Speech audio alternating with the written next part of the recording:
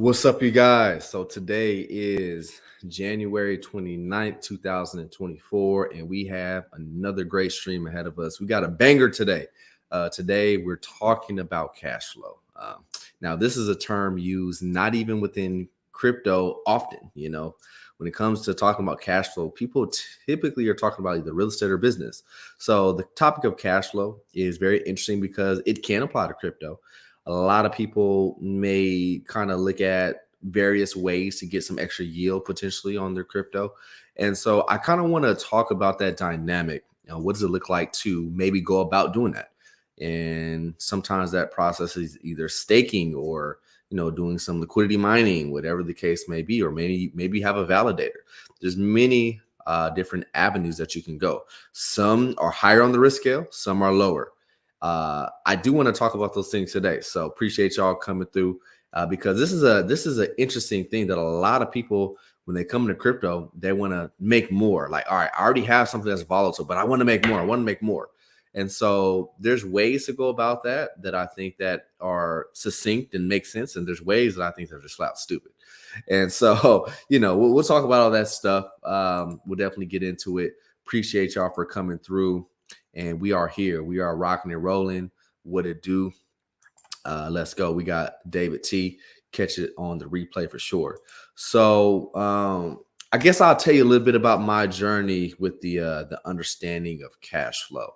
So for myself, when I was in college, one thing that I was starting to learn a little bit more in regards to real estate was, okay, well, you could potentially own real estate. But then at some point, if you don't want to live in it, or you may find someone that needs a place, you could rent it out. And so this conversation of having a rental piece of property started to become interesting to me. So I started to seek out content. One person that popped up on YouTube very early on in my search, and this is really back in like 2014 and especially like 2015, I came across a guy named Grant Cardone. You guys have probably seen him, seen plenty of ads on YouTube or whatever, TV even. And his whole thing's about cash flow, cash flow, cash flow.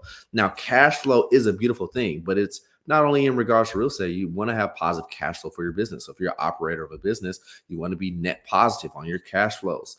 And so this is a finance term, but a lot of people in crypto don't really get it. Like the true meaning of cash flow. It's different than yield, right? Cash flow has to do with your bottom line. What's happening to your principal while you are earning that cash flow? That's another question to ask. But so as I'm learning about cash flow, Grant Cardone starts kind of giving me like the lay of the land, the gist of it, and I'll kind of give it to you in real estate terms. So for example, let's say you have like a 5-unit apartment complex that you want to go buy. Maybe you don't have all the cash up front, but essentially you take some leverage. Maybe you get, who knows, 75% LTV, you put 25% down. So cool. So you have this property. Now, the whole goal of having this property is you want to make it look nice. You want it to be livable. That way people can live in it and pay you a rental income. But here's the thing. So now that you've taken this leverage, so you have to, and this is like experience that I do have because I've been, an operator and manager of apartment complex for some time now. So, as I learned about these things, especially in like 2015 and 16, once I started to buy my own properties, I realized, okay, cool. I bought the property, but now I have to definitely take care of the maintenance. I have to make sure I pay that mortgage, obviously. And then, so, you want to get those rental income inflows. So that way, some of these things can, and hopefully all of them can be paid off, right?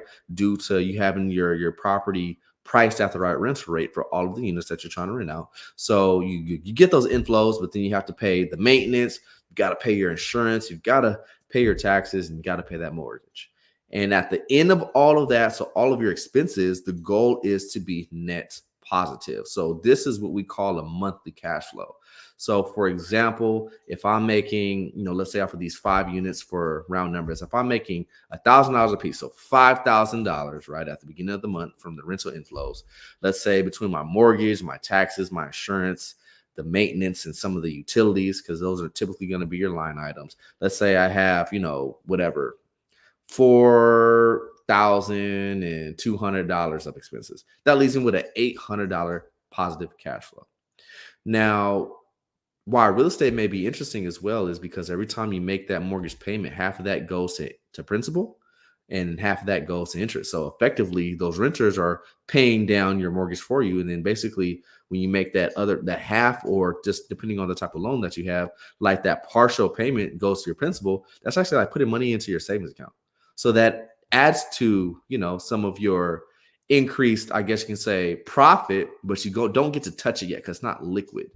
And so that's not part of your cash flow, but that $800, that's part of your cash flow. And so the idea is you want to be able to operate at a net positive. You never want to have too much, I guess you can say, expenses for what you are bringing in. And if you have anything positive, then that's cash flow. And so when I'm learning these, as I'm kind of buying these properties and saying, okay, well, what does it take to and I'm kind of giving y'all like a play on how real estate works, because I normally only talk specifically to crypto, but before crypto, real estate has been my bread and butter. So I have a little depth of knowledge here. So typically, the whole goal is we want to try to find a property, right? Essentially, they always say find the worst property on the best street. You go ahead, find it, put a little equity, sweat equity, so build it up. But that way you can go ahead and essentially get a higher rent than what maybe, the previous property owner was doing before. And so you do your renovations. And even if you don't do, let's say, for example, this 5 unit, you don't have to do them all at once, but maybe you just do one a year for 5 years. And maybe your rents go from $1,000 to $1,200. Well, the beautiful thing about that is once you take that loan and you have like a fixed amounts of, interest and principal that you're paying for your payment per se, and hopefully your insurance doesn't skyrocket every single year. It might go up a little bit, but the goal is, you want to incrementally go up on those rents after you do a renovation. Maybe you go up to $1,200. And then so now an extra $200 per unit times 5 units, now I have an extra $1,000 essentially. So I've added essentially almost like 15% to my cash flows from doing my renovation. But also one thing, that a caveat with multifamily is when you're able to get a thing called the net operating income. So this is like basically like your cash flows at the end of the year. If you add everything up, that you have your net operating income. Once you boost your net operating income, it makes the property more valuable. So these are things that I learned as I'm, buying properties and figuring all this stuff out. And so it's like, man, this is a beautiful thing. But the returns aren't as what I'd like it to be. It's like, I'm not doubling my money in 2 or 3 years off of no real estate, but it's good for cash flow if you operate the property correctly. And then so, now you have the dynamic of crypto where you are getting those gains, right? You are getting the profit if you wait the duration, but it's not necessarily that you're getting, predictable cash flow every single month per se. If you just buy and hold. Now, buying and holding is going to be the safest strategy. You don't have to give your coins up.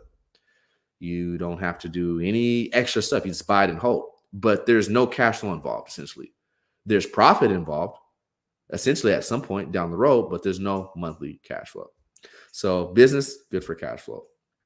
Real estate, potentially, good for cash flow. Crypto, we'll talk about that because there are ways to get it. There are ways to do it. What I would say is some are more risky than others. But nonetheless, many times you do have to put up some type of collateral for that cash flow, which is going to be your crypto. And so the trust factor has to be intact. And so as we talk about crypto cash flow, we'll definitely kind of skate past what does it look like to even stake anything. Maybe you might have a miner or a validator. So what does that potentially look like? I've done it all, right? I've done liquidity pools.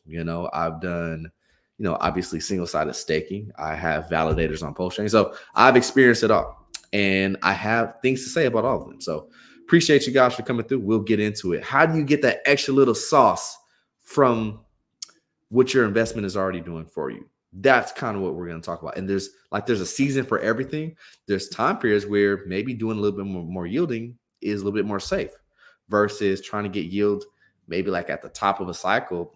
It might be a little bit more of the wild, wild west because you really don't know when that yield may dry up. Understand liquidity pools is very important for this. And so this is a topic of conversation.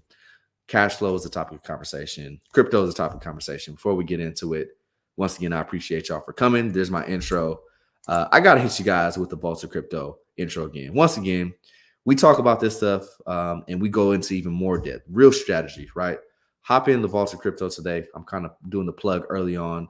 Go to the services tab. And there's a lot of free stuff on there, but if you kind of want to be a part of a group, not only myself, but people that are really diving into this stuff, going in the correct direction with their finance, definitely want to join the Vaults of Crypto. It's definitely going to be something to really consider. So I got to hit one more time the intro, and then we'll get started. Let's get it.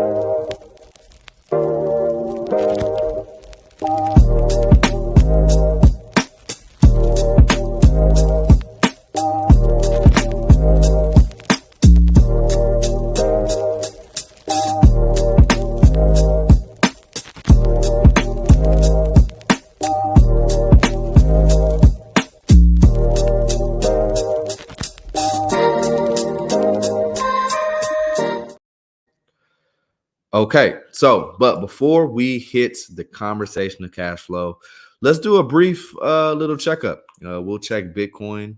We'll see some of the developments, especially over this past week. I took a small little break from streaming this past week, and and I even tell people in the vault, hey, if I ain't streaming, that means I'm probably buying.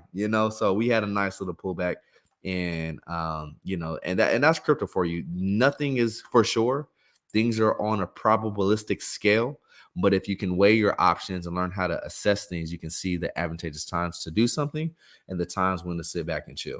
And so definitely this past week was a point to, be able to DCA into a few things. And we definitely knew about that here in the Vaults of Crypto. If you've been watching the channel as well, I definitely mentioned that. So if we are looking at this on a daily chart, one thing that we can kind of see is, we had this batch liquidity and we're saying, hey, if we go ahead and break through this $40,000 level, that's probably a situation where you may want to consider to go ahead and start to do some DCA. And there was a chance that, we would settle here somewhere within this batch liquidity here. But as you can see, this wick really defended, we really defended that, 39K price level. And we can really see off of this wick. If we were to turn this into Heikin-Ashi candles, you can see that momentum, as of really so much, I would say, like the 26th of this month. So just a few days ago, we've been able to see a trend change and a strong trend change as the red candles dwindle down. And we kind of have a little bit more, I guess you can say, candle body for the green candles moving to the upside. But especially over, like the last 2 days, today was a really, really good comeback for Bitcoin. As currently, if, we're to price it out, it's sitting just right about like $43,500. So after a week of GBTC selling off and Grayscale essentially just saying, hey, all those people that are arbitraging that trade, it seems like they're dwindling down, but there's still decent inflows from Fidelity, from BlackRock, some of the other ETF players. And that's kind of what we see here, especially for Bitcoin, being able to kind of round us back up and getting to a little bit more of where this batch liquidity is. So, that is a positive development.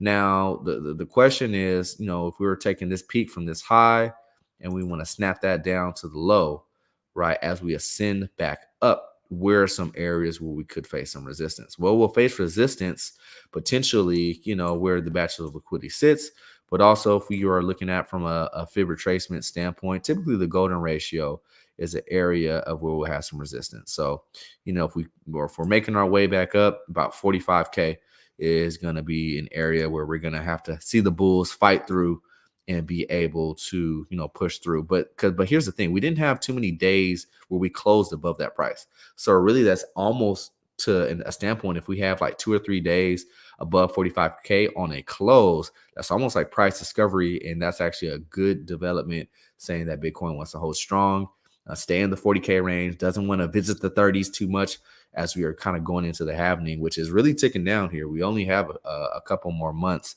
to say the least. So, and there's a lot of data out there that, if you really pay attention, the 3 months before the halving, from a risk adjusted standpoint, is some of the best time to invest in the crypto. So hear me, I'll say that one more time. The 90 days before the halving, risk adjusted, basically saying you face the least amount of downturns, but the most potential upside potential on your investment, that's the window, right? And so we are currently in that window and it is closing fast. So if you're not doing anything within crypto this quarter, you may, yeah, you can get in later at a higher price, but your ride may not be as smooth. And yeah, you want to be on a smooth ride. Typically as an investor or a new investor, you may not be able to stomach some of these major, I guess you can say, capitulations of 30, 40, 50%. So this cycle has been very mild, to say the least. And so we're going to keep our eyes open, but we're not expecting anything. We're just going to see and then react. So if we want to look at just this batch of liquidity from where we kind of got into this 40K range, as y'all can obviously see, there is let me see if I can zoom in quite nicely here for y'all. So if we want to look at a very, very close, tight knit look, we see a lot of liquidity in this range is sitting right here currently where we're at about like 43,700, and then right below where we just broke through at about 42,500. So in relative terms, since we're talking like the beginning of December, majority of the people that have bought in Bitcoin is on the lower bound. So that's why typically people like to protect their cost basis. And so really, like I'm saying, we're gonna have some of this retracement of this golden ratio where we may have to, because y'all can see where that next batch of liquidity starts right there at the golden ratio right here at this point. So we might have a little resistance, but it's going to be, if we're able to break through this with ease, with a new influx of capital, we still need, a few more $1 billion to really be able to push through this level to start to touch the 50s, or who knows, $53,000, $54,000. And so that's a beautiful development, because that means for altcoins, that means you'll probably see Ethereum start to really test. Bitcoin goes to 50K, 55K. We see Ethereum now touching 30 or 3,000 or 3,100, 32. You may see Solana start to jump to about like 160. So, things can get really, really exciting and really, really fast. So it's all about positioning, being ready before the rest of the tide comes in. So we have a batch of liquidity there. If we want to go ahead and look at the Bollinger Bands, and we'll look at it on the daily, but then we'll look at it on the weekly.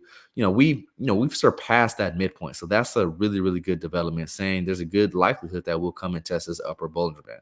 So the upper Bollinger Band is sitting right about 45K. And so that's going to coincide with that golden ratio on the fib retracement as well. Now, if we kind of move down here to the MACD, as you can see, we've had this depletion. So, like I'm saying, GBTC, billions of dollars being captured in terms of, sell side pressure from them. Now we start to see this dwindle down, and then now we've got back into the green with the bars. Now, the key thing is to really see a nice upside punch in price. We want to see these moving averages go past the midline on the MACD. And then so if we were to kind of, draw that out, so like this basic midline, we want to see this go past 0. So we want to see these green bars start to fill up. And then we also want to see the moving averages go across. So for example, like that period of time, and we'll just do like a vertical bar so we can kind of get the gist. So that period of time when we seen, hey, we had vertical movement from the moving average, we've crossed the midline, and we have green bars. That was, late September, but we've had the turnaround that happened, we're talking late October. So, but if we're trying to be precise, like we want to look at a point in time period like that, what was price doing in and around that time period? It was just letting us know, okay, cool, things are ready to rip, ready to go to the upside. And as you can see, things start to trickle up, and then in nice fashion, we see a nice divergence away from the midline, going up higher, and price follow. So that's just all inflows, right? Looking at inflows, and institutional players are coming to this market. The one thing that I think that a lot of people just, being informed. So a great follow on Twitter, let me see if I can pull in the background, is Well Alerts. Well Alerts does a good job of tracking wallets, tracking capital, being able to say, okay, this, for example, I've seen a lot recently over the last week of, coins going from Coinbase, like the regular platform, to Coinbase Institutional.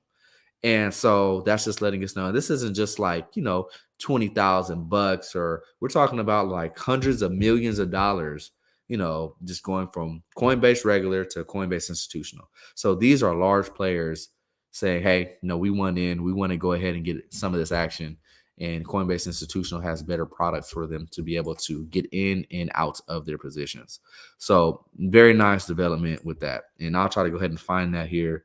And definitely, I would say, and I'm always trying to get value. I'm not trying to promote anybody or anything outside of myself, not trying to promote anything, but I've got a great amount of value from Well Alerts. And so that's on x.com. Let's see if I could pull that up. So let me see if we can share that tab. And, at the end of the day, knowledge is power. So wherever you can find the good information to kind of add to your toolkit, very important to definitely use it, the resource, if you do have it. So Well Alerts here on X, and something that they're also good at. So Well Alerts, boom, right here. So Well_alert. Make sure to follow the correct, the correct page here. So as we are kind of looking, we're seeing a lot, like, as of 3 hours ago, we see some wallets transferring to exchanges, but here's kind of what I was talking about. So for example, we seen just like above 1400 BTC 5 hours ago, $61 million transfer from Coinbase institutional to an unknown wallet. So they just captured some value. Now they're tucking it in cold storage, right? Same thing here. 2 in a row. And so these are key things to understand. Same thing here, 1417 BTC. So $61 million transfer from Coinbase institutional to an unknown wallet. It's probably the same person. So they're literally stashing, they're buying on Coinbase and stashing it into these unknown wallets. But key thing is, see where it's coming from. It's not going to Coinbase or coming from regular Coinbase. It's coming from Coinbase institutional.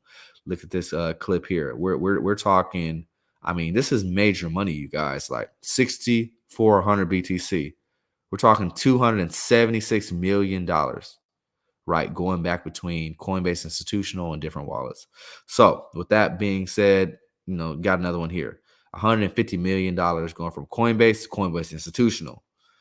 And, so forth and so on. A lot of these, Bitcoin moving back and forth. Typically on exchanges, you see a couple billions of dollars being traded in volume on a daily basis for Bitcoin. So this is just the beginning, But one thing I wanted to really highlight, something that we were talking about, and this is I'm going to give you guys a gem for all of you guys out there. It's like, hey, how do I know when things are potentially going to be going up or liquidity is coming to the market? Understand the minting of stable coins. So this, and if I could find it here we go. Boom. Let's click on this. Oh, wrong one. So here's the key. USDT, the number one stable coin of them all. Let's give it a like. And y'all already see I retweeted this. So $1 billion of USDT was minted earlier today. And literally, it's like you can watch this on the chart. If you look at this, right away, you start to see Bitcoin go up, just literally like incrementally, just like boom, went up 800, 900, went up 1,000. Like you see Bitcoin go from like 40 to like 41 in an instant, simply because people understand this means new inflows. And something that I love to do is explain, what does this mean? Because it's cool looking at this, like, okay, more USDT, but what does this actually mean? How does this even happen? So the biggest thing to understand, and let me come off the screen share just for a minute, because I really want to get on camera and explain this here. So when we have new USDT that gets minted, that's from the institution of Tether. Tether operates as a bank essentially. So imagine any bank. When a bank gets inflows, right, then they can do other things. So for example, let's say Tether in this, and then we'll use this exact example. Tether goes ahead and takes $1 billion of inflows. We're talking about from hedge funds, sovereign wealth funds. We're talking about from institutional players. When they take in these dollars or whatever fiat currencies, now that allows them to mint that same amount in USDT, because we all know that USDT is supposed to be, and they're doing the right thing now. Previously in past time, they might have been a little different, but they're backing each USDT for $1. So it's dollar backed.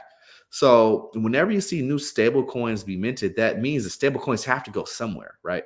And 9 times out of 10, think about it, because stable coins has a much more direct correlation with Ethereum and all of DeFi, not so much Bitcoin.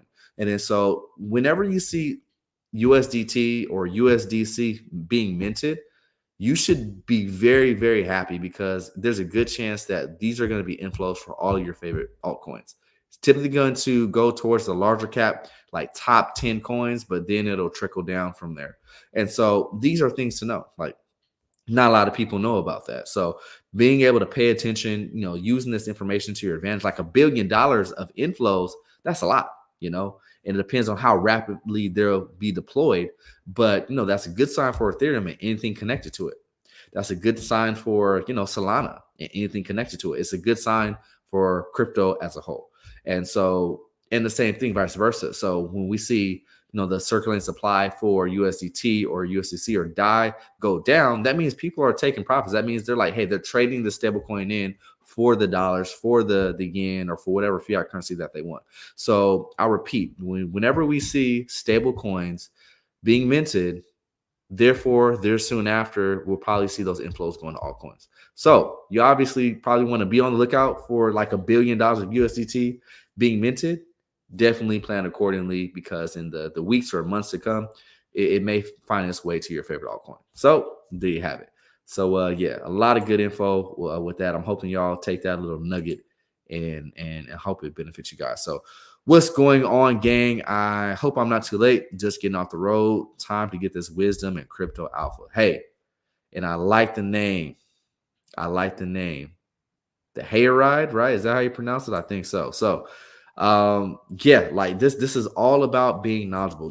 There's something that, and I'm a man of my faith, right? So one thing that's, I've kind of learned and seen, and I've heard of many people talk about it in this way, is just like, we elect to not know things. Like, sometimes information that's helpful may be presented to us, but we choose to just not listen, or it's like, whatever. It's like we're being like blissfully ignorant, but sometimes we're expecting a certain result. So that doesn't mix. It doesn't cohort together. You can't basically say, hey, I'm expecting a good outcome without learning new information, because guess what? We are in a changing world. So with crypto rapidly changing, with a lot of new ways to assess things faster and be able to get the information that you need, paying attention to the right information, paying attention to the right channels, to the right people, can be a great value add. But if you're like, because here's a lot of things, sometimes people can be like in crypto for like 3 years, 5 years, like, I've seen it all. I don't need to listen to anything, or I don't need to know anything new. You're making a fool's errand, because and here's the key thing: the moment that you stop learning is the moment that you start losing. Key. I'll say it again. The moment you stop learning is going to be the moment that you start losing. Truly, because if you're not understanding that things are getting leveled up, the game is changing, even out in the real world or the business world, you see that things are getting harder. It's not getting easier.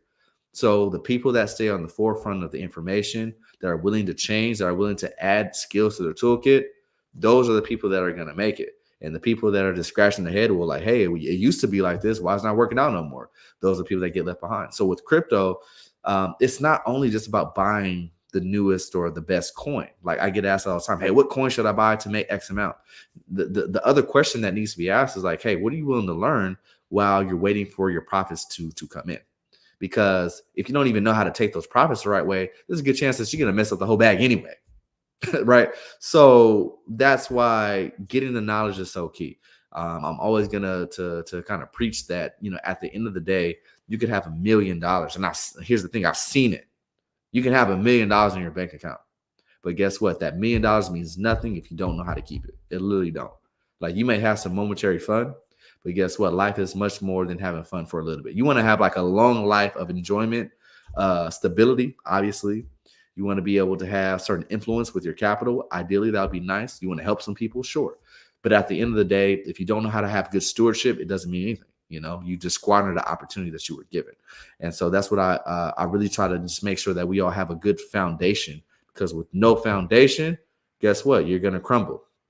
And so understanding these topics of saying, hey, when you see some USDT being minted, or you see some stable coins that are coming into circulation, understand like, okay, cool. Like, If I haven't DCA'd yet, I probably want to think about doing that. But same thing, you have to know what that means for you to take a action that may be beneficial for you. If you're just looking at it like, oh, big number, then it means nothing to you. Therefore, you can't take the action that might be beneficial. So don't stop learning. I'm on a constant hunt for new revelation within the industry and being able to assess, because the thing is, like, this is about quickness too. Being able to assess things like, all right, but know what it is you're assessing first and foremost. And that takes some time and effort, and you got to learn. There's no cheat way to get there. It's like there's no elevator when it comes to crypto knowledge. It's like you got to take the stairs, you got to do the streams, you got to get in like stuff like the vaults of crypto. You got to have these conversations. You got to be an active investor. Doesn't mean you got to invest every single week, but that means you got to at least pay attention. Maybe spend an hour, and y'all that are here, you already know what I'm talking about. I'm talking about for the new people, or for the people that think they got it, but they're not quite sure. This is what it takes. And the same thing when it comes to doing the whole cash flow thing, even within crypto, it takes a certain level of knowledge to do it successfully. And so we're actually going to segue into that. What we got? Let's see what we got. Facts. I became complacent 2 years ago in crypto. Big mistakes. And you got in the vaults. And so that's the thing, right? The key thing is this: you can make a mistake. Mistakes are fine. But the thing is, if you continue to make the same mistake over and over and over and over, now you're just being hard-headed. Now you're just, like I said, it's being ignorant. You know what to do, but you're just not doing what you know. I remember when I was a kid, my mom would always say, do what you know. And I was like, Mom, I know. She'd be like, hey, go ahead and wash these dishes. Like, you're supposed to do this by now. I know. Well, do what you know. That's what she would always tell me. And so same thing applies for investing. Once you know something, or you're starting to learn something, try to take it home with you. Let it resonate. That way you can take the right action on it and never stop learning. So question, what stablecoin is best for taking profits? Now, typically I would say, in most situations, the most liquid. Now, it depends on what network that you're on, because certain stablecoins are more liquid on certain chains. So for example, post-chain DAI is going to be the most liquid coin. As we've probably all seen, or if you haven't, DAI, or just example, the wallet holding the most DAI, particularly outside of someone like the inside people, has to do with post-chain. So there's a whole lot of DAI liquidity sitting there. Now, if you're talking about, maybe into other ecosystems, USDT was probably going to be a good solution there, simply because the liquidity is there. It depends on how much you're trying to take out. Like, you're a large player and you're trying to verify that there's, enough liquidity. First of all, it's not just the only stable coin that you need. You need to ask the question of, hey, is there enough liquidity there essentially for me to be able to take these profits, right? Because that slippage is a whoo. Oh, yeah. And if anybody knows, this guy could tell you, hit the like, what it do? Dollar Cost Crypto in the house. But slippage is another question to go ahead and ask outside of what stable coin should I take profits into. So, definitely being aware of that. But now, talking about cash flow. So, and here's the thing, man, because I'm a lover of real estate. Like, real estate was, like I said, my bread and butter before crypto. And then here's the thing, talking about being able to get some type of extra income off of your crypto, there's ways to do it, right? And for sure, just finished FNF, man. I got to go catch it. I'm sure it was a blast. Did y'all do after hours? Because if so, or what time? It's not even time yet. It may not be even time yet for that. But yes, sir. Definitely shout out to Dollar Cost. This guy right here. He is not only so knowledgeable, but a pioneer in the space. Oh, snap. Okay. Yeah, it's about to get started. Yo, so, after, because I'm going to wrap it up here probably in like another like 25, 30 minutes. Y'all definitely go catch probably because I think they're getting ready for the course. So check out Cultivate Crypto and Dollar Cost Crypto. Those guys, like I said, pioneers, but a plethora of knowledge. And I don't know, they might be. Who knows? I guess we'll find out if they're doing such activities. Anyways, but yeah, cash flow. It's a great thing, but in crypto, sometimes you might have to pay the price or a certain risk to be able to attain it. And so now, with that being said, like I said, there's different ways. You can do a validator. So for example, I have validators for post chain. And there's a certain way to go about doing that. You could do liquidity mining. So we're basically saying, hey, you're looking for yield farms, whatever the case is. Hey, you might be doing that. You might be doing single side staking. So things like liquid loans, things like, or basically putting your money with a validator. You may not be the validator, but you could join in with the validator and get the fees. So things like Moonbeam. I have stuff over there just being staked, and it's been chilling for forever, for like, it seems like almost a year and a half now. But like, so there's ways to get extra cash flow, I guess you can say. But in crypto terms, it's not so much dollar amounts. So that's the first thing that I kind of want to talk about is when you're going for, more in crypto off of what your principal is, you're just going to be getting more crypto first and foremost. So it's not typically not going to pay you out in dollars. Now, let me give you a caveat with liquid loans. It pays you in Pulse and USDL. So you get some dollars, but you also get some Pulse if you hold the loan token. We can talk about that. But in general, it's going to give you more tokens, right? And then so now these tokens have a dollar amount. So, there's volatility in crypto through and through. And when you're going through the different measures, you have to assess the risk of saying, hey, does this amount of yield that I'm getting paid make sense for the amount of volatility that I may incur?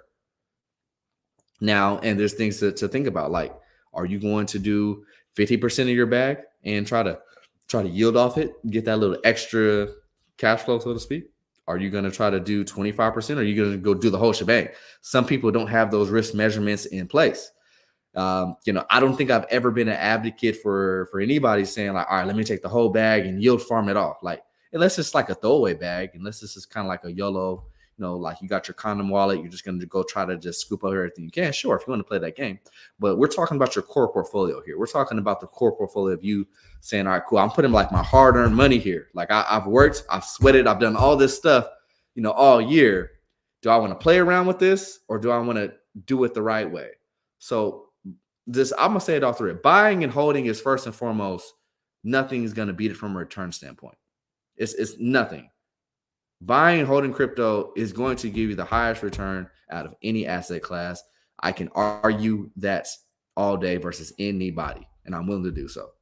If you hold it for long enough durations, we're talking 2, 3, 4, 5 years. It gets even better the longer you hold it. So if you're like a holder of Ethereum from 2016, yeah, like you're killing it, right? So the longer that you hold this stuff, the right stuff, the better.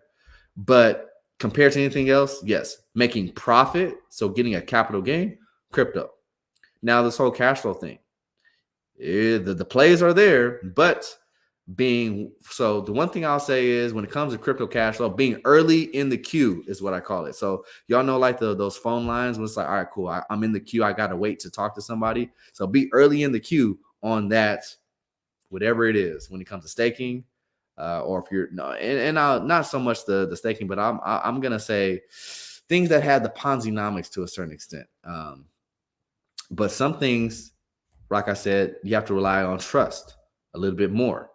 And then so whenever you're potentially maybe doing double-sided, liquidity pools, now here's where you got to kind of really, really assess, hey, is this yield worth it? Because one, I'm giving my coins away to this protocol. Secondly, if one goes up and the other one stays flat, they're going to give me the one that essentially ain't going nowhere. So this other one went up in percentage gain, but this other one maybe sitting still. Yeah, I got the yield, but did that make sense for me, right? Was the yield enough, or was it better if I would have just held these coins?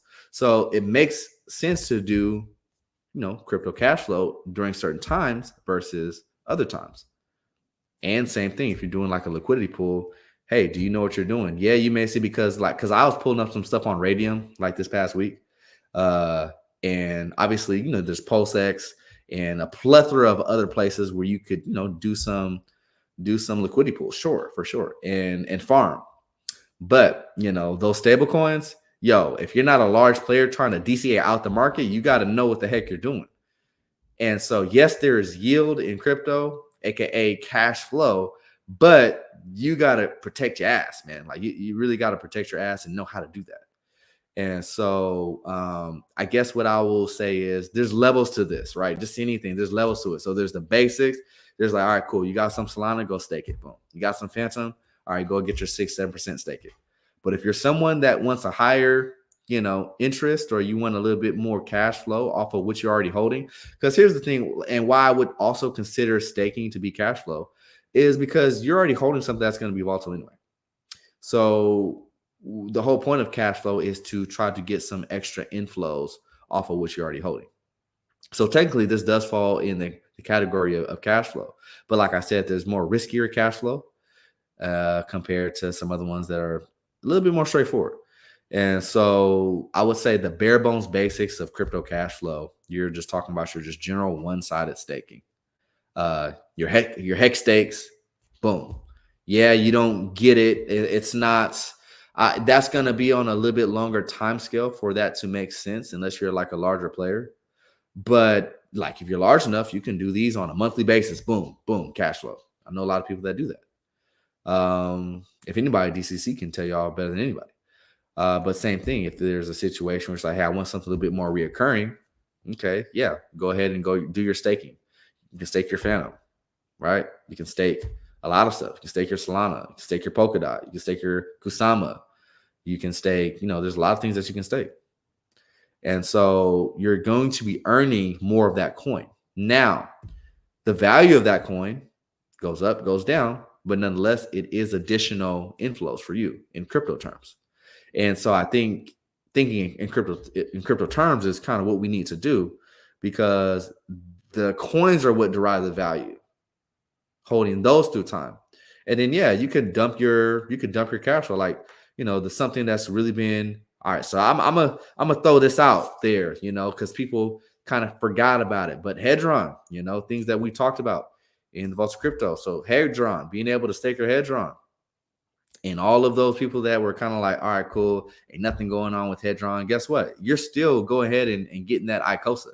And then so, man, I have some beautiful Hedron stakes over the past like month and even like the past week that are now liquid, but now ICOSA's coming back up in price. Beautiful. So for me, that's cash flow. Because why? I had my Hedron. I didn't have to do anything. I had to do no more buying from what I originally did. I stake my Hedron, get some ICOSA. Oh, cool. I can stake more of my ICOSA, get some more Hedron and ICOSA. These are additional positive feedback loops, cash flow. And so that's something that you can do on the Pulse side, and you can do on the Ethereum side. So something in development where, like, because I'm not having to buy ICOSA spot, right? I got it printing for me because I had my cash, my Hedron in the right spot, and it's flowing me some ICOSA. Basically, is what's going on there. So there's things to take advantage of. So let's canvas around a little bit. We'll see. I got a little play wallet that we can kind of do some canvassing around. We'll look at what does crypto cash flow look like, a little bit of staking. But yeah, two places to get the sauce: the Vaults of Crypto, but then also take the course, Charlie Miguel. I want to say they have it open and get the sauce, right? Because the thing is, if you go at it, sure, you can go at it alone, not a problem. But results may vary. I'll say that. All right. So let's see what we got. Let's start with something basic. Something that's easy and hot. Pulse chain. So let's describe Pulse chain in terms of potential cash flow. Let's do that. So now, with that being said, let's see here. Cool. So let's see if we can get over to the Pulse chain. And cool, we are there. All right. So now we're talking about liquidity, because here's the thing, like people ask all the time, well, how does staking even work? Like, why do you get any type of reward for just holding something and putting it into a pool? Well, most staking involves earning fees off of the transactions that happen on that chain or that network. And there's some other incentives too, right? Because you're helping the network be a little bit more liquid, and so you're helping people be able to, larger players especially, be able to get in and out of their positions. And so there's a fee to that. But then also, if you want to come to like farms, here's the thing, right? And as I was talking about, Now, there's about, for example, let's take this DAI Ethereum. So this is DAI from Ethereum. So your DAI, and then you have Pulse. $20 million of liquidity. But you're looking like, oh, snap, I can make 100% on my money, right? And so here's the thing. And I remember I did this when I first started looking at liquidity pools. I'm like, okay, so if I just get half Pulse, so if I put like $5 grand in Pulse and I have $5 grand in DAI, that's 10 grand. If I leave it in here for a year, mistake number one. So if I leave this in here for the full year, I'll just double my money. It don't work like that. Sorry. So 9 out of 10, the more money, so the more money that comes to this liquidity pool, the less this APR goes. So this might go down. Like, let's say if it gets to $30 million in liquidity pool, this might shoot down to 80%. Let's say if it gets to $100 million in this liquidity pool, this might be all of like 20%. But then again, the key concept of a permanent loss, something to understand. A permanent loss, essentially, to put it in short, is it's going to be a scale. So imagine there's a weight on both sides of this scale. One weight weighs more, one weight weighs less. So the one that weighs more, that goes down, it's going to start to shuffle more coins over to that part, even if you started with 50-50 on each side, if that makes sense.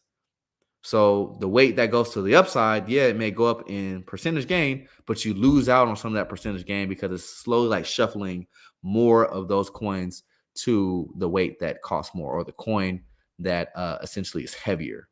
Basically, the coin that's not going up as much in percentage gain. So yeah, you get that yield for the time being, but there's coins like, for example, this coin may do a 3x in a month, but you don't get all that because you know what? You're trying to do this yield farm, and that's the key. The other coin might be stagnant. And guess what? That 3x is 3 times this, but then again, that may happen in a month. So this really breaks down, like, so because you divide that by 12, right? That breaks down to, even less. You're not really getting 107% in a whole month. You're getting something closer to like 8.5%. So these are things to think about. Now, there's that this way. Now, typically, when you're looking at things, you maybe want to grab something that is a little bit more correlated. So they move similarly. And there's a way to find that out. Go to Dex Screener. I won't do it today, right? You got to get in the vaults to get that sauce, but you'll find out what is a little bit closer in correlation with volatility. So they are not so different, because a stable coin is always going to be stagnant, while there's always going to be some type of volatility for a coin that is not stable. Keywords, right? Stable coin, stable, not going nowhere. So that means a lot of impermanent loss here. But this is key potentially for people that want to DCA out the market, which, there's conversation about that can be had. So there's this way. Now, another way that anyone or someone, potentially, if they have the know-how or they have the resources or they know the right people, is, hey, how do I do a validator? So let's go to GoPulse. GoPulse and validators are beautiful because my validators are printing Pulse every single day, multiple times a day. So if we were to come over here, GoPulse has a lot of information. We're looking at, okay, cool. What I love to just see is like, hey, I want to see these transactions go up, because the more transactions that happens, the more blocks can get, essentially validated. And that means my validators are making me more money. So, but essentially, let's see if we can kind of come over here and look at some stats for the validators. So let's see. We've got a lot of validators, like, and because for me, I'm literally like month number 1 for validators, because I remember when there was only like not even like 15,000 validators. But now we got, a lot of people. So in the ecosystem of validators, there is just about, 52,000 and some change. So that's some very nice decentralization. And there's, we're sitting at about like almost like $1.7 trillion of just staked Pulse. So essentially, to become a validator, you have to, let them sit. Let your Pulse sit. You need at least 32 million Pulse for one validator. Now, with that being said, that's quite a bit of liquidity just sitting, not going nowhere. So you're essentially saying, hey, we're helping the price stay up by, we can't just easily sell. We just can't click a button to just sell. So this is helping the network kind of form somewhat of a bottom. The more validators you get, you should also in your mind think, okay, the floor, the bottom pricing for Pulse Chain is going up. Key thing and key way to think about that. The more validators that we get, The more that gets locked, the higher the floor rises. Basically saying, cool, like, these crazy, crazy dumps can only go so far. Why? Because people got their stuff staked. And it's, to come out of the validator stake, it takes some time. It can't just happen in a whim. So, but yeah, this is like, if you guys are talking about real yield, and why to me this was so attractive, because like I said, I've invested in many, many things. Real estate being one of them, investing in gold, investing in wine, collector cars, like all different kind of stuff. And so it's very rare that you have something that can appreciate like Pulse, but to be also be able to pull in 10% basically. And the APR was even better. Like the first like couple months, oh, it's sweet. It's like 25%, I've seen in some cases like pulling in, like doing the math on my end, like some days I'm getting like 35%. So it's beautiful. But this is over the longevity. Even if this drops down to 6.5%, like on an appreciating asset. And here's the best thing about this. I don't have to, and why it may be more advantageous versus somebody that may not want to wait for 2 years for a hex stake or 15 years for a hex stake. This pays out every day. So this is like going to be more closer to real cash flow than many things. And same thing, I don't have to pair this with another coin. I just stake it on the network. I got my hardware right here. It's literally right here next to me. Beautiful. And all these validators are spooling up and doing their job. All I got to do is pay the electricity bill. And so that being said, 10%. Now, as of right now, for one validator, it's only $4,000. But I remember, so a little story time for you. I remember when I was like looking at Gala, and I'm just like, okay, snap. Like they got some opportunities here where basically I can go ahead and validate here. And I remember it was legitimately like similar pricing. I was like, how do I want to go about this? Do I want to buy Gala just spot, or do I want to do both? Buy Gala spot and then also get a validator. They're like a few grand at the time.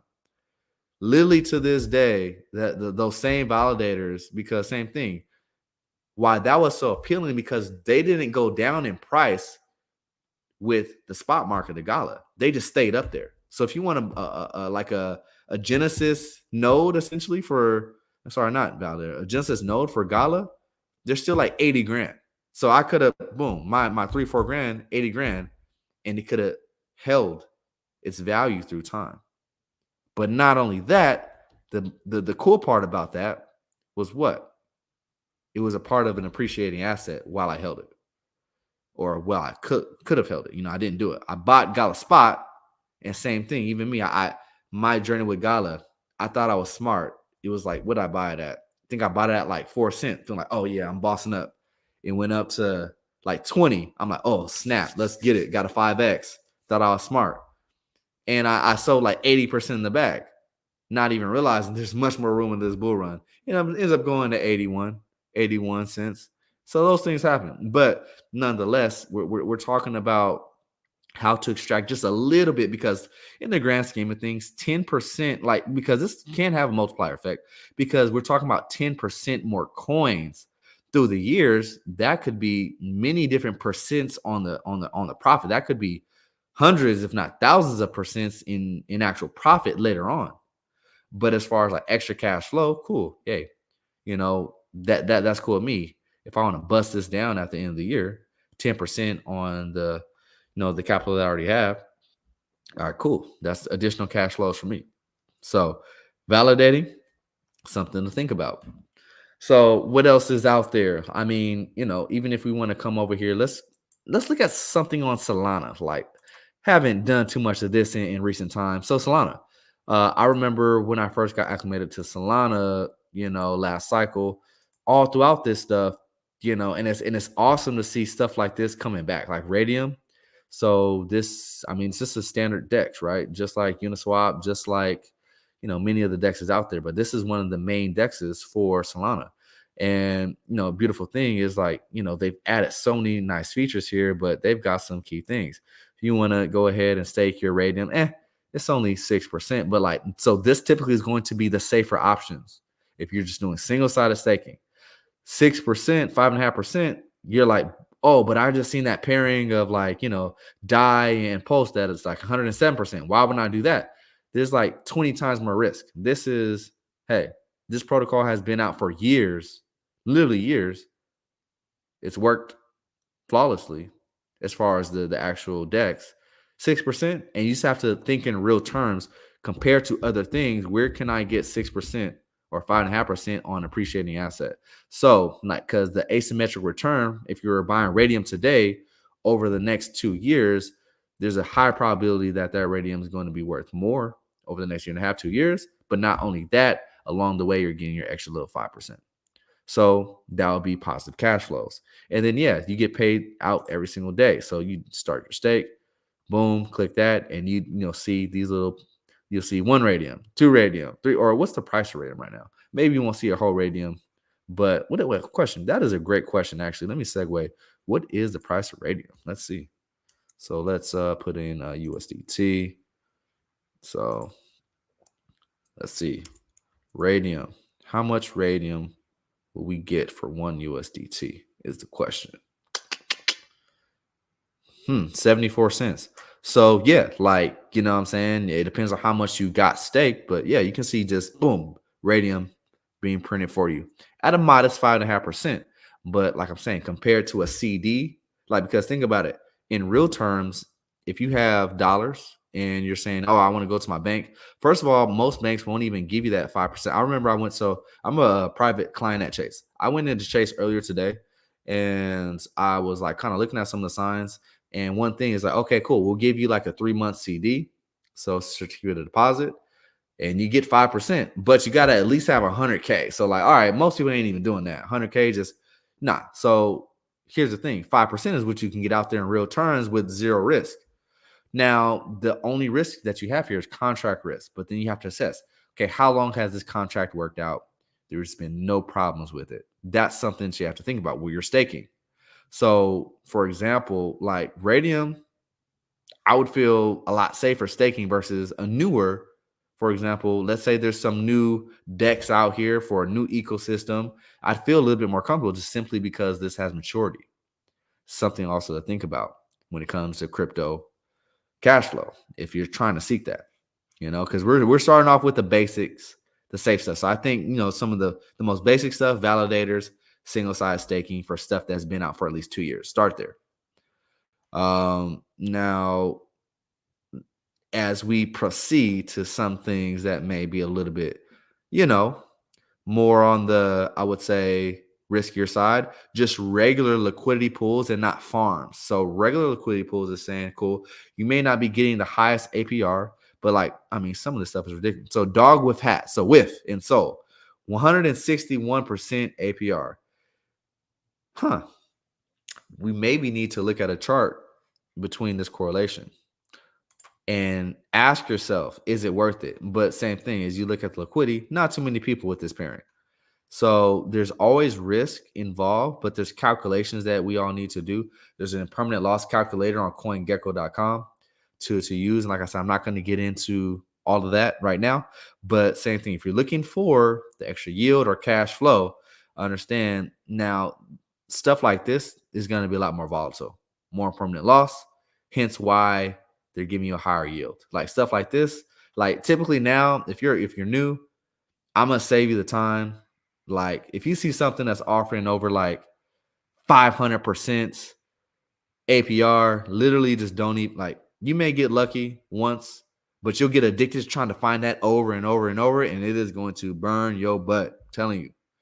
So if you're experienced, if you kind of know how to get in and get out, okay, cool. Like learn how to will and deal.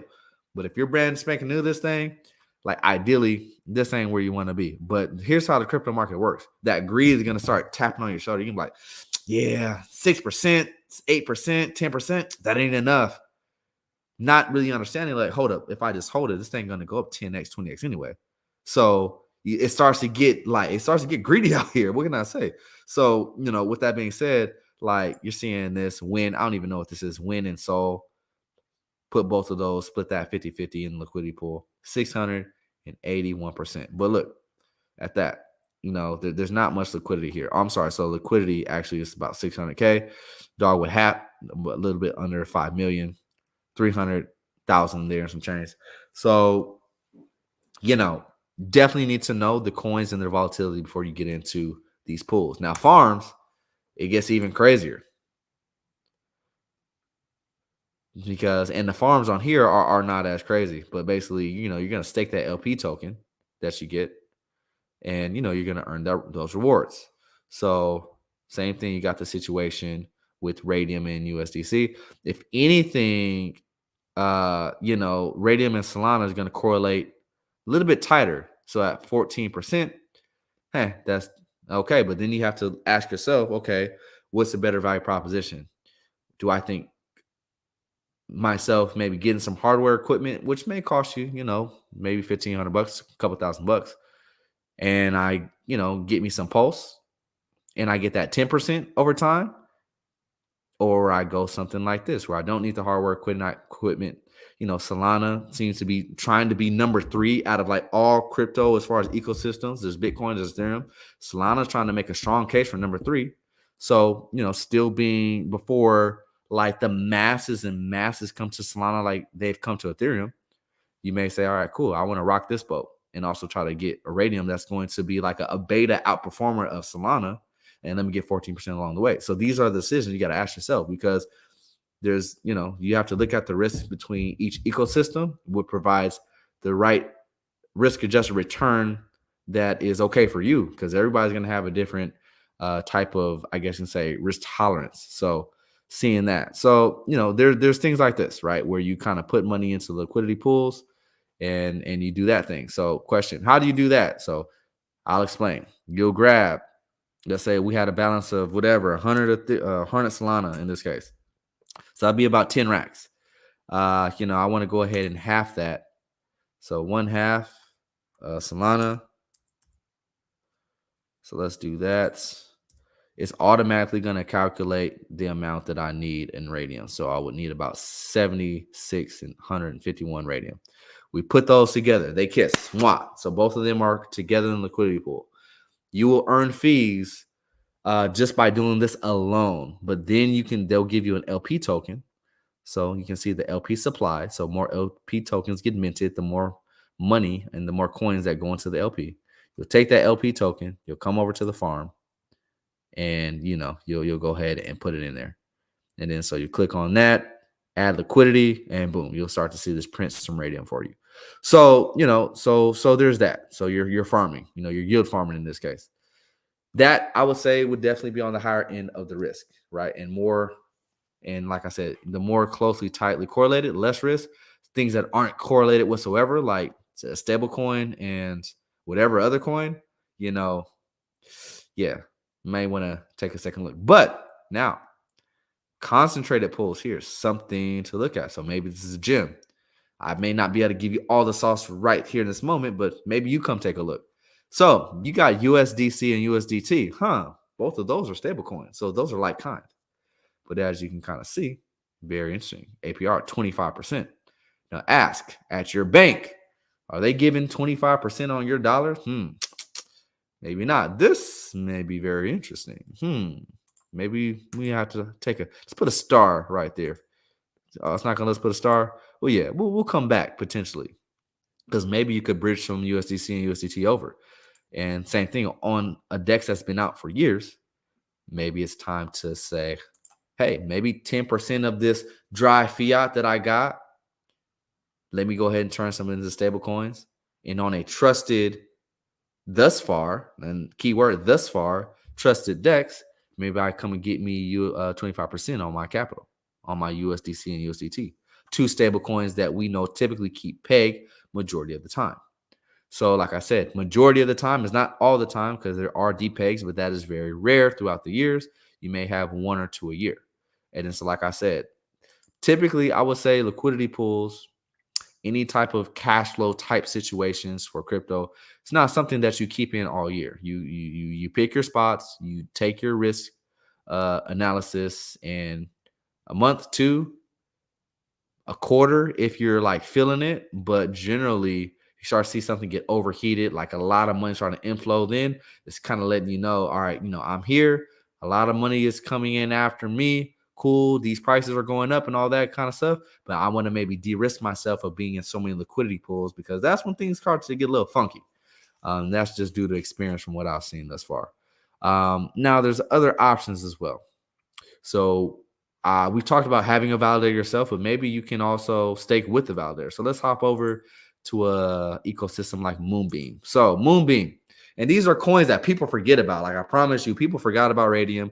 Promising you, people forgot about Moonbeam. But these are places when the network adoption does come, and at some point it will. We don't know how much network adoption, but if we come into the app, launch the app, boom, share this tab. Cool. They have things that you can do. You can do cross-chain swaps, right? Pair chains between, Moonbeam and Karura and other things of that nature. Let me see. Let me see if I can get on the right network. One quick second.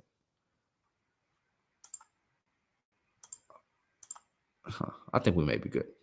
So, and just showing you the overall. So you can come over to staking overview and take a look. So essentially the process is you need a minimum amount. I forget Moonbeam. I think it's like a couple hundred, or maybe it's 50. But same thing, you come in and you stake with the validator, and as they make fees, you get a portion. And then so this is like a lower cost entry to a way to do kind of like what we're saying, single side staking. But here's the thing: you're not staking to a protocol, you're staking to a decentralized validator. And in my opinion, that actually is safer than staking on a DEX, simply because bad actors get snuffed out very quick. And especially when it comes to validators, and the chance of that rugging versus some random DEX that you just found out about a week ago is less likely. And so there's options for that too. And so these are things to think about. Let's see here. So as we trek through, boom. So here's the key. You can see how the collaterals, basically the people that have the validators, you can see how much Glimmer or Moonbeam that they've staked themselves. So for example, like these top, all these guys up top, these are people that are staking 100,000 Moonbeam.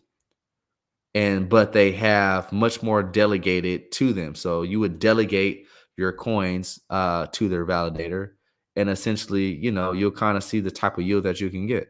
So, you ideally, when you're looking at something like this, you're going to want to find someone that has a good amount self-staked, but then they also have a lot delegated, so like, you may be looking at the total, and essentially the people that have more people or more coins delegated to them, those are going to be like your stable. These are people that are proven to, not have any marks on their track record. They've done the right thing.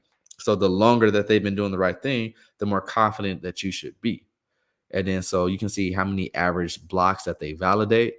But you're coming over and looking here and just kind of know the lower that you go down, the higher the percent, but the higher risk. But anything between here generally is kind of showing between like 3 to 5%. So like for me, I'd probably feel comfortable probably picking somewhere in the top 10. And in the top 10, we could probably go somewhere right here. Like this guy's got, or this validator, this group, it can be whoever, almost like $7 million Moonbeam, or 7 million Moonbeam that they have delegated to. And so at 5.5%, and something like, maybe we're coming down here if you want a little bit more sauce, but there's not that much difference between. I'd rather choose the safety versus another 1.5%, versus coming down here with somebody that maybe has like half the amount of, Glimmer that they are validating for or delegate to them to get an extra 2%. So, things to think about. So with that being said, crypto cash flow is a thing that can be gotten. There's many different places, like, I'll even hit you guys with one more, right? So we'll do one more. Liquid loans. This one's the gem. I love this because simply put, this is something that pays you in those dollars that some of us are maybe looking for cash flow, but then it also pays you into, something that is increasing in value. So through time, and I've done a little example here. Now, this is very, very nice. We got the loan token. We got a little tick up, almost a percent up today, but it's going to pay you 2 other coins. You're going to get USDL. So this is the stable coin for the protocol, but then also you get paid in Pulse. So as y'all can kind of see, I got a little baby stake, just for purposes of demonstration. So I've staked like 92,000 loan token at 61%. And through time, you're gonna see these redemption fees and the issuance gain pop off of like my main, couple stakes I have in a couple other wallets. Like, I looked earlier today. I was like, oh snap, like $40 of just USDL, and I had, I think it was like $60 worth of post just sitting there. Oh, thank you. So that ain't half bad, And the key is single side. I don't have to pair this with another coin to go ahead and get that yield. So now this one I would say is newer, right? But knowing the team, a little bit more information. So even though it's single-sided, this is a higher percentage. They're trying to offer higher percent. Okay, so here's another thing. So even at the bank, the rules apply. Whenever you see a higher percentage that they're offering, they are basically the most thirsty for liquidity.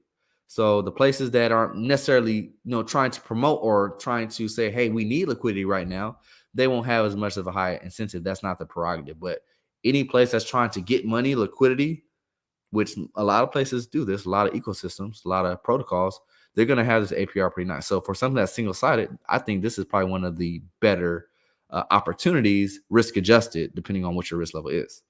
And so, for cash flow, you get some paid in some USDL if you have a large enough position. So you might want to go and look at the wallets and say, hey, am I early enough in this ecosystem to where I could be in this pool for maybe the next 3 months, 6 months and get this USDL and take some of those claims. You can literally claim it every day if you wanted to. But there's also other techniques of recompounding your stakes and all this kind of stuff. Hey, there's a lot to it. But the simple gist is there is way to get additional cash flow off of your crypto holdings. Some are safer than others, but it is really due to your risk. So there's there's an overview of the topic. Let's check the chat. Yes, sir. Loan is very nice. Yeah, so we had a private webinar in the Vault of Crypto. This is what seems like a couple weeks ago now. So y'all should definitely see that those staking rewards really start to pile up. Actually looking at loan and some other projects that we talked about. Look, there's not that many people that hold the coin. Famous. Right? Like if you actually look at the token holders, you can look at the post scan. There's literally like some of these coins, there's not even 3,000 holders. So Metcalfe's law, right? Think about it. 10x the holders, maybe 100x the price, potentially, right? It's not for sure, not verbatim of like exacts, but somewhere around that range is kind of what we see in crypto. So ask yourself, opportunity cost. And one of the biggest things, like when it comes to when it comes to not getting like the most risky part of crypto cash flow, it's just not being late in the queue. That's like half the battle. So if you're watching now, you give yourself a lower risk for sure. Because there's not like these random protocols that are popping out of nowhere. Like these are projects that have been worked on for years. I know like liquid loans especially been worked on for years. So and I'm not showing you things that I wouldn't take a risk on as well. Like all the things that I've showed you, I've already partaken in. So with that being said, but not everybody is going to want to incur the risk of crypto cash flow. But just understand, you don't get crypto cash flow without some risk. And there's some risk that's a lot safer than others. That's all I'm trying to say here. So yeah, definitely y'all be out on the lookout for opportunities. I think I put a gem or two in there. So it's up for y'all to kind of do your due diligence on it and see if it makes sense for you. But outside of that, definitely click the link in the description, y'all. Check out Vault of Crypto, and there's much more in there, right? But at the same time, if y'all don't have a way to do your thought process on this bull market, definitely just ask yourself this. Do I have 2 or 3 goals? All right. What have I done so far? How's my portfolio positioning? What areas, what ecosystems seem like they have a lot of promise? Now, there's no guarantees in crypto. There's no guarantees in life, period. But at the same time, you can take a hedge bet. then hey, as things start to bubble up, hey, where's my most risk at? Where should I tailor some risk in there and kind of throw things into something a little bit safer? I think as prices go up, people need to do that. Most people don't. They just try to let it ride and try to choose like one exact like point at the tip top, like, oh, I'm gonna sell everything. Trust me, you're not gonna do it. Having a plan on the way up is key. And so if you're thinking about just being in like, all right, you're gonna say, let's say somebody got 10 grand. I'm gonna spend 10 grand on these protocols that give the most yield, and I'm gonna expect to get this yield all year. Sorry to let you know, it's not gonna work out. At least you got somebody being honest with you up front. Like, it's not going to work out. So you've got to understand risk. Cash flow within crypto is a nice thing, if you can go about it the right way. But then again, it takes effort. It takes time. You can't just sit back because things happen. There's like V2s and V3s where you got to pull the liquidity and put it into the other one if you're not paying attention. Like, this stuff happens all the time in the bull run. So you got to be active with it. But if you're active enough, it's out there, So a last little piece of advice I'll leave when it comes to crypto cash flow, when it comes to whether it is validating, whether it comes to doing liquidity pools or yield farming, or putting yourself with a validator and delegating your coins, is just understand is the moment that you give your coins up to anything that's not your wallet, you've now introduced risk. And I'm not being the Debbie Downer. I'm just telling you the truth. Now, some risk is worth it.